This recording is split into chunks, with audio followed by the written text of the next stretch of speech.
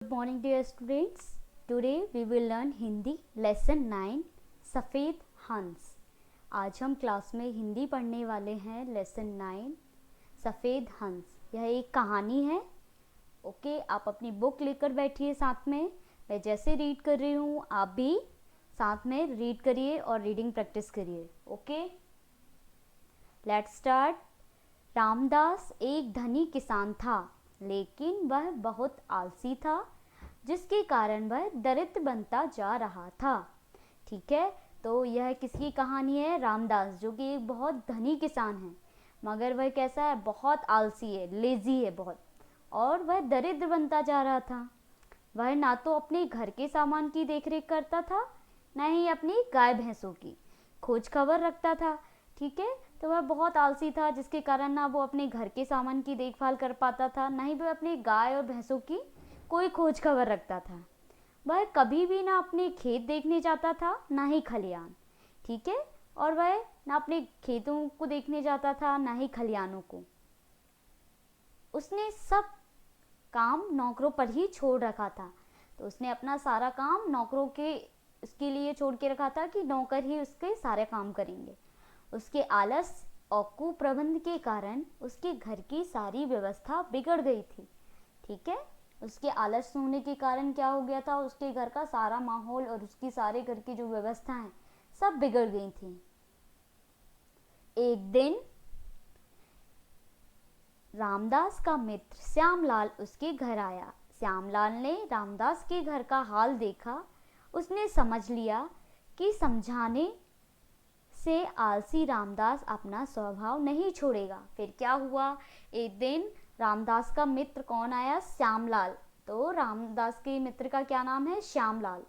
तो उसके घर आया। जैसे उसने रामदास का घर देखा तो उसने समझ लिया कि समझाने से आलसी रामदास का स्वभाव नहीं छोड़ेगा। इसलिए उसने अपने मित्र रामदास की भलाई करने के लिए एक उपाय सोचा और उसने कहा, मित्र, तुम्हारी विपत्ति देखकर मुझे बड़ा दुख हो रहा है, परंतु तुम्हारी दरिद्रता को दूर करने का एक सरल उपाय मैं जानता हूँ।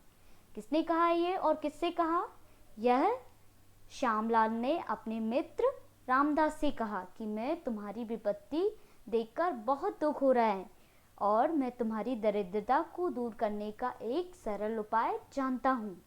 श्यामलाल की बात सुनकर रामदास ने उत्सुकता से कहा, मित्र, कृपया करके वह उपाय तुम मुझे बता दो, मैं उसे अवश्य करूँगा।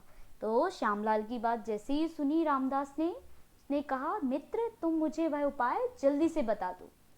श्यामलाल ने कहा, सब पक्षियों के जागने से पहले ही मानसरोवर पर रहने वाला एक सफ़ेद हंस पृथ्वी पर आता है और दिन चढ़ने पर दोपहर में लौट जाता है। तो श्यामलाल ने क्या बताया कि सब पक्षियों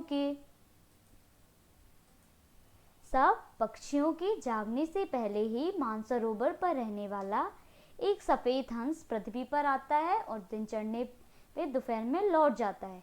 यह तो पता नहीं कि वह कब वहाँ आएगा, किंतु जो उसके दर्शन कर लेता है उसको कभी किसी बात की कमी नहीं रहती। ठीक है, तो उसने ये बताया कि पता नहीं वह सफ़ेद हंस कब आता है, मगर जो उसके दर्शन कर लेता है उसको कभी किसी चीज़ की कमी नहीं रहती। यह सुनकर रामदास ने कहा, कुछ भी हो मित्र, मैं उस हंस के दर्शन अवश्य करूँगा। ठीक है, तो रामदास ने क्या कहा? कुछ भी हो मित्र, मैं उस हंस के दर्शन अवश्य करूँगा। कुछ समय बाद श्यामलाल वापस चला गया। रामदास दूसरे दिन बड़े सवेरे उठा और हंस की खोज में खलिहान की तरफ चल दिया। फिर जैसे ही श्यामदास वापस चला गया, फिर दूसरे दिन रामदास बड़े सवेरे उठा और हंस की खोज में खलिहान की तरफ चल दिया। वहाँ पहुंचकर उसने देखा कि एक आदमी उसके ढेर से गेहूं अपने ढेर में डालने के लिए उठा रहा था। उसने वहाँ क्या देखा कि एक आदमी उसकी गेहूं के ढेर से अपने ढेर में गेहूं डाल रहा था। रामदास को देखकर वह व्यक्ति लज्जित हो गया और क्षमा मांगने लगा। जैसे ही उसने रामदास को देखा तो वह व्यक्ति शर्मिंदा हुआ और क्षमा मांगने लगा। खलिहान से वह घर लौट आया और फिर गौशाला गया। फिर क्या हुआ, खलिहान से वह कहाँ गया, गौशाला। गौशाला क्या होती है, जहाँ पे गाय और बाकी जो जानवर रहते हैं वहाँ पर बांधे जाते हैं, उसको बोलते हैं गौशाला। वहाँ का रखवाला गाय का दूध दोहकर अपनी स्त्री को दे रहा था। ठीक है, वहाँ उसने देखा कि जो दूध वाला है वह गाय का दूध दोहकर अपनी स्त्री को दे रहा था। रामदास ने उसे बहुत डांटा। घर पर जलपान करके हंस की खोज में वह फिर निकला और वह अपने खेत पर गया। उसने देखा खेत पर अब तक मजदूर ही नहीं थे। फिर जब वो खेत पहुंचा तो उसने क्या देखा कि वहाँ पर अभी तक मजदूर ही नहीं आए। वह वहाँ रुक गया। जब मजदूर आए तो उन्हें देर से आने का उलाहना दिया।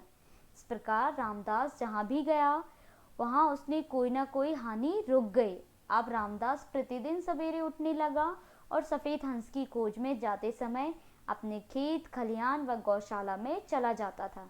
फिर क्या हुआ, ऐसे करते करते रामदास रोज सवेरे उठ के अपने खलिहान जाता, गौशाला जाता, खेत जाता। ठीक है, और धीरे धीरे उसके नौकर डर की वजह से ठीक से काम करने लगे। और धीरे धीरे क्या हुआ, सारे नौकर डर की वजह से काम करने लगे। उसके यहाँ चोरी व लापरवाही होनी बंद हो गई। जिस खेत में उसे 10 मन अन्न मिलता था अब 25 मन मिलने लगा। गौशाला से पर्याप्त मात्रा में दूध मिलने लगा, परंतु इतने दिनों में भी उसको वह सफ़ेद हंस नहीं दिखा। एक दिन रामदास का मित्र श्यामलाल फिर उसके घर आया। ठीक है, फिर क्या हुआ, एक दिन रामदास का मित्र श्यामलाल फिर से उसके घर आया।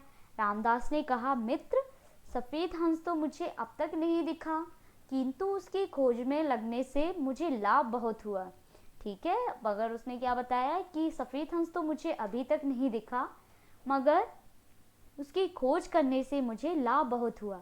श्यामलाल हंस पड़ा और बोला, परिश्रम करना ही वह सफ़ेद हंस है। फिर उसने क्या बताया कि परिश्रम करना ही क्या है, वह सफ़ेद हंस है। परिश्रम के पंख सदा उजले होते हैं। जो परिश्रम ना करके अपना काम नौकरों पर छोड़ देता है वह हानि उठाता है, और जो स्वयं देखभाल करता है वह संपत्ति और सम्मान पाता है।